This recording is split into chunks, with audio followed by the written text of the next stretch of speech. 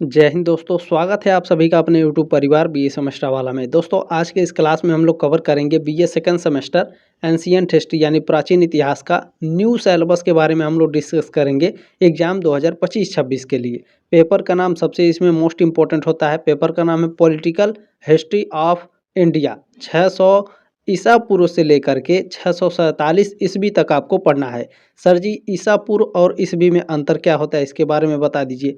BC क्या है, AD क्या है, इसके बारे में बता दीजिए। बिल्कुल बताएंगे, पहले आप ये जान लीजिए, ठीक है। पॉलिटिकल हिस्ट्री ऑफ इंडिया, ठीक है, ये आपको पढ़ना है। 600 ईसा पूर्व से 647 ईसा पूर्व के बीच का जो काल है, भारत में राजनीतिक परिवर्तन का समय था, जिसमें महाजनपद, मौर्य साम्राज्य और गुप्त साम्राज्य का उदय हुआ था। ठीक है, ये शॉर्ट फॉर्म में मैंने बताया है। अभी सिलेबस भी आपको मैं पूरी अच्छे तरीके से दिखाऊंगा। अब बीसी और एडी में क्या अंतर है देखें। बीसी माने होता है, इसका फुल फॉर्म होता है बिफोर क्राइस्ट, यानी बिफोर क्राइस्ट मतलब होता है ईसा मसीह से पहले का समय, ठीक है। और एडी का फुल फॉर्म होता है एनो डोमिनी, इसका मतलब क्या होता है ईसा मसीह के जन्म के बाद का समय, ठीक है। तो एसी और बीसी में बीसी में और एडी में मैंने आपको अंतर बता दिया, ठीक है। ईसा पूर्व और ईस्वी में क्या अंतर है, ठीक है। चले इतना क्लियर हुआ। फ्री में आपको लाइव क्लासेस मिलेंगी, रिकॉर्डेड क्लासेस मिलेंगी, फ्री में आपको नोट्स पीडीएफ मिलेगा, फ्री में आपको प्रीवियस ईयर के क्वेश्चन पेपर, मॉडल पेपर भी मिलेंगे। कहाँ मिलेंगे? टेलीग्राम ग्रुप ज्वाइन कर लीजिएगा, ठीक है। चले अब हम लोग सिलेबस के बारे में देखते हैं कि आपको सिलेबस में क्या क्या पढ़ना है, ठीक है। जैसा कि आप लोगों को पता है दोस्तों, बीए सेमेस्टर वाला चैनल पर सारी चीज़ें आपको फ्री में मिलती हैं। और दूसरी बात, न्यू बैच आप लोगों का स्टार्ट हो गया है एग्जाम 2025-26 के लिए। बीए फर्स्ट ईयर है, आपका सेकंड सेमेस्टर है। आप लोगों का एंशिएंट हिस्ट्री, प्राचीन इतिहास है। पढ़ना क्या है? भारत का राजनीतिक इतिहास 600 ईसा पूर्व से लेकर के 647 ईस्वी तक। भारत में जितने भी यूनिवर्सिटी हैं सभी के लिए यह सिलेबस है। आप लोग जिस भी यूनिवर्सिटी से हो, राजस्थान हो, झारखंड हो, बिहार हो, या फिर उत्तर प्रदेश के किसी भी यूनिवर्सिटी से पढ़ रहे हो या उससे अफिलेटेड कॉलेज में पढ़ रहे हो, सभी के लिए यह सिलेबस है। ये बात आप लोग ध्यान रखेंगे। टोटल आपको 8 यूनिट पढ़ने हैं, ठीक है। 8 यूनिट पढ़ने हैं। 8 यूनिट में आपका पहला यूनिट क्या है, बाकी इंग्लिश वाले बच्चे इंग्लिश में देखते चलेंगे, ठीक है। यूनिट 1 में आपको पढ़ना है अध्ययन के स्रोत। प्राचीन इतिहास को जानने का स्रोत क्या क्या है उसके बारे में अध्ययन करना है यूनिट 1 में, ठीक है। इसमें साहित्य साक्ष्यों का अनुसरण और उनकी ऐतिहासिक सीमाएं, ये क्या है। तो देखें, पुरातात्विक साक्ष्य जो है, साहित्यिक साक्ष्यों का अनुसरण करके प्राचीन भारत के इतिहास, समाज, धर्म, उन उस समय मान्यताएं क्या क्या थी, दार्शनिक शिक्षा कैसी थी, इसके बारे में जानकारी मिलती है साहित्यिक साक्ष्यों का अनुसरण करके, ठीक है। साहित्यिक साक्ष्यों को 2 भागों में बांटा जाता है। एक होता है बाबू धार्मिक साहित्य और दूसरा होता है लौकिक साहित्य, जैसे यहाँ पर लिखा हुआ है लौकिक साहित्य, ठीक है। अब आपके दिमाग में आएगा सर लौकिक साहित्य क्या होता है। तो लौकिक साहित्य जो होता है लोक संवेदना से प्रेरित साहित्य होता है, ठीक है। इसमें आपको बौद्ध साहित्य, जैन साहित्य, पौराणिक साहित्य, यात्रा वृत्तांत, पुरातात्विक साक्ष्य, ये क्या सर जी पुरातात्विक साक्ष्य, तो अतीत में रहने वाले लोगों द्वारा जो छोड़ी गई भौतिक चीज़ें होती हैं वो पुरातात्विक साक्ष्य होते हैं। कौन कौन से सर जी? जैसे कान से होते हैं सिक्के, ठीक है, लोहे की चीज़ें या फिर लोहा, मिट्टी के बर्तन, कलाकृतियाँ, उस समय जो प्राचीन समय में कलाकृतियाँ बनाई गई थी पत्थरों पर, ठीक है। मौर्यकालीन शिलालेख, भारत के प्राचीन स्मारक, ये सब क्या है अतीत में रहने वाले लोगों द्वारा छोड़ी गई भौतिक चीज़ें हैं, इन्हें पुरातात्विक साक्ष्य कहते हैं। इसके द्वारा हम प्राचीन इतिहास के बारे में जानकारी ग्रहण करते हैं, ठीक है। इसमें पूरा लेख और मुद्रा शास्त्रीय साक्ष्य है, ठीक है। क्लियर हुआ? चलें अब आपको यूनिट 2 में क्या पढ़ना है। देखिए यूनिट 2 में आपको पढ़ना है महाजनपदों का विकास। महाजनपदों का विकास कैसे हुआ था इसके बारे में पढ़ना है, उसका उदय कैसे हुआ था महाजनपदों का, ठीक है। मगध साम्राज्य का उत्थान, हर्यक वंश। हर्यक वंश दोस्तों मगध पर शासन करने वाला तीसरा राजवंश था।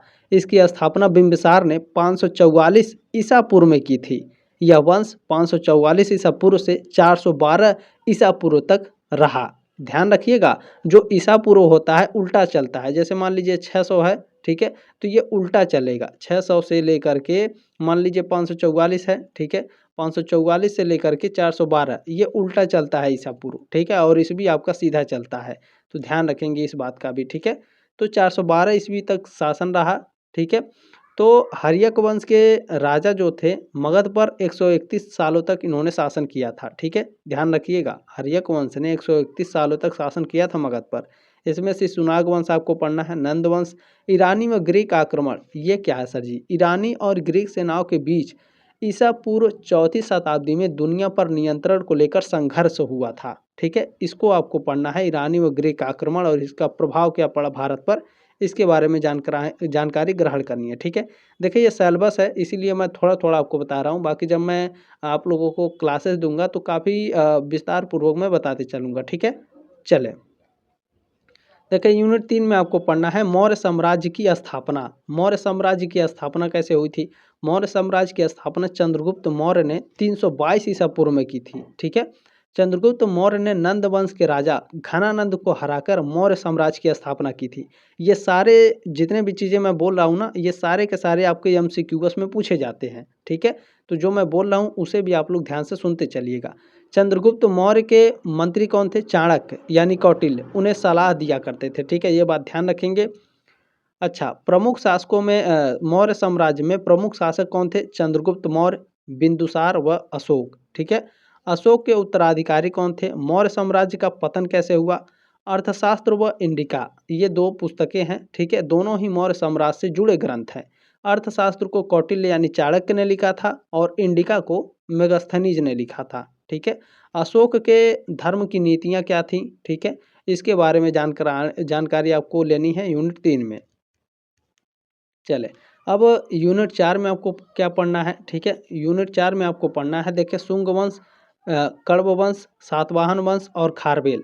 जो शुंग वंश है प्राचीन भारत का एक राजवंश था। अच्छा, जब मैं आप लोगों को पढ़ाऊंगा ना तो मैं आपको क्वेश्चन भी बताते चलूंगा कि प्रीवियस ईयर में इससे शुंग वंश से लेकर के क्वेश्चन कैसे पूछे गए थे। ठीक है, चले ध्यान रखिएगा, बहुत ही ज़बरदस्त तरीके से पढ़ाई जाएगी। ठीक है, शुंग वंश दोस्तों प्राचीन भारत का एक राजवंश था। यह मगध पर शासन करने वाला 7वां राजवंश था। पूछता है आपके एग्जाम में 7वां राजवंश कौन था मगध पर शासन करने वाला? तो शुंग वंश था। ठीक है, अच्छा इसकी स्थापना किसने की थी शुंग वंश का? तो पुष्यमित्र शुंग ने की थी। कब की थी? 185 ईसा पूर्व में। ठीक है, शुंग वंश के राजाओं ने 112 सालों तक शासन किया था, ये बात आप लोग ध्यान रखेंगे। इसके बाद आपको पढ़ना है कण्व वंश। ठीक है, तो कण्व राजवंश या फिर कण्व वंश मगध का एक शासक राजवंश था जिसकी स्थापना वासुदेव कण्व द्वारा पूर्ववर्ती शुंग वंश को उखाड़ फेंकने के बाद हुई थी। ठीक है, और इसने 73 ईसा पूर्व से लेकर 28 ईसा पूर्व तक शासन किया था। ठीक, इतना क्लियर हुआ।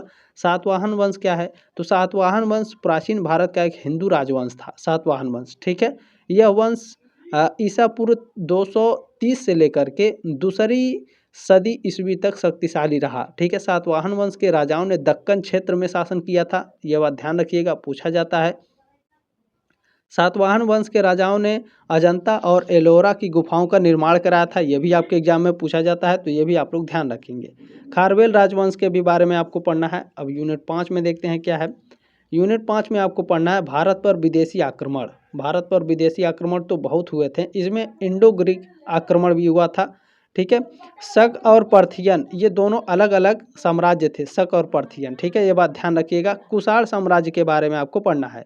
भारत में विदेशी आक्रमण इंडो ग्रीक। ठीक है, तो भारत में इंडो ग्रीक आक्रमण की शुरुआत 180 ईसा पूर्व में हुई थी। इस आक्रमण के जरिए ग्रीको बैक्ट्रियन यानी राजा डेमेट्रियस ने पंजाब के ज़्यादातर हिस्से पर अफगानिस्तान के दक्षिणी इलाकों पर कब्जा कर लिया था। इंडो ग्रीक शासन को यवन साम्राज्य के नाम से जाना जाता है, बात ध्यान रखेंगे, पूछा जाता है आपके एग्जाम में। शक और पार्थियन दोनों अलग अलग साम्राज्य थे, ध्यान रखिएगा। प्राचीन काल के दो अलग अलग साम्राज्य थे, शक और पार्थियन। जो शक था, ठीक है, जो शक था ईरानी खानाबदोशों का समूह था, और जो पार्थियन था आपका पार्थियन। ठीक है, पार्थियन साम्राज्य ने ईरानी संस्कृति को पुनरुत्थान को बढ़ावा दिया था, ये बात ध्यान रखेंगे। दोनों अलग अलग साम्राज्य हैं, शक और पार्थियन। ठीक है, कुषाण साम्राज्य के बारे में भी आपको पढ़ना है, यूनिट 5 में पढ़ाया जाएगा, चिंता नहीं करना है आपको।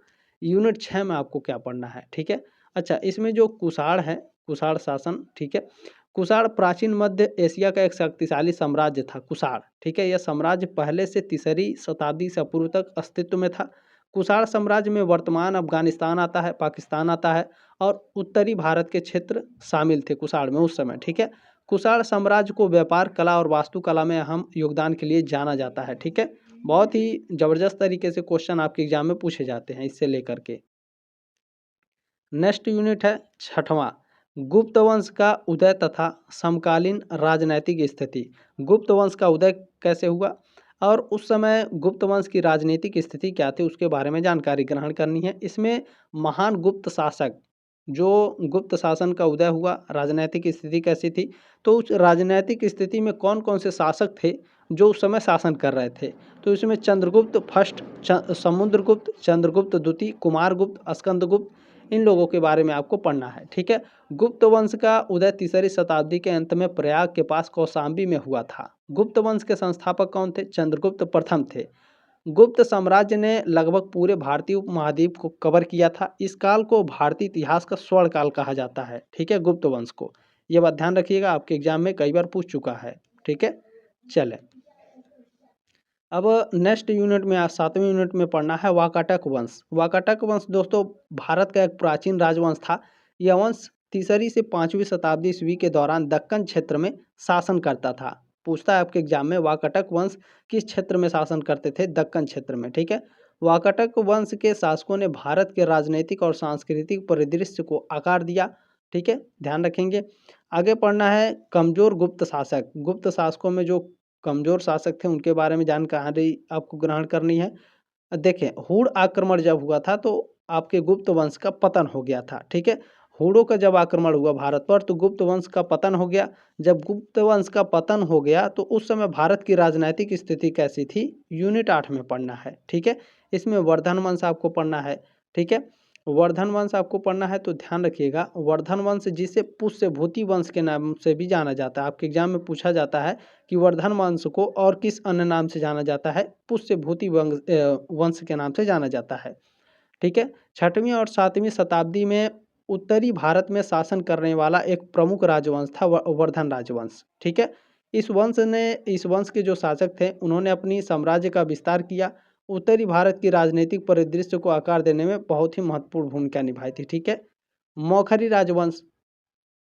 दोस्तों मौखरी राजवंश एक भारतीय राजवंश था जिसने उत्तर प्रदेश और मगध के अधिकांश हिस्सों पर शासन किया। पूछा जाता है आपके एग्जाम में पूछा जाता है कि मौखरी राजवंश ने किस किस जगह पर शासन किया? उत्तर प्रदेश और मगध के अधिकांश हिस्सों पर। ठीक है, जब पढ़ा जाएगा तो डिटेल्स आपको बता दिया जाएगा। ठीक है, मौखरियों की राजधानी कहाँ थी? यह भी पूछा जाता है। कन्नौज थी। मौखरियों ने 6वीं शताब्दी के मध्य में अपनी आज़ादी हासिल की थी। ये बात आप लोग ध्यान रखिएगा। परिवर्ती गुप्त वंश, इसके बारे में आपको पढ़ना है। तो परिवर्ती गुप्त वंश दोस्तों गुप्त साम्राज्य के पतन के बाद मगध और मालवा में शासन करने वाला वंश था। इस वंश को मगध के बाद का गुप्त वंश भी कहा जाता है। इस वंश के संस्थापक कृष्णगुप्त थे। ठीक है, परिवर्ती गुप्त वंश के शासक कौन थे? संस्थापक कौन थे? कृष्णगुप्त थे। आपके एग्जाम में कई बार पूछ चुका है तो ध्यान रखेंगे इस बात को भी। ठीक है, मैंने आपका सिलेबस डिस्कस कर दिया। बाकी history, Hindi, geography, sociology, political science, सारे मैंने आपके सिलेबस डिस्कस कर दिए हैं। चैनल पर जाइए, प्लेलिस्ट में सारे आपके मैंने सिलेबस डिस्कस कर दिए, आप लोग देख सकते हैं। क्लासेस भी आपकी जल्दी आने वाली हैं। जैसे सेकंड सेमेस्टर का सिलेबस खत्म होगा आप लोगों की क्लासेस आनी शुरू हो जाएंगी। ठीक है, अच्छा, आप लोग चैनल पर पहली बार आए हैं तो प्लीज़ सब्सक्राइब जरूर कर लीजिए ताकि आप 3rd semester, 4th semester, 5th और 6th सेमेस्टर में मेरे साथ जरूर जुड़े रहें। क्लास को एक लाइक जरूर करके जाएंगे। जल्दी मिलेंगे आपके नेक्स्ट क्लास में, तब तक के लिए जय हिंद, वंदे मातरम।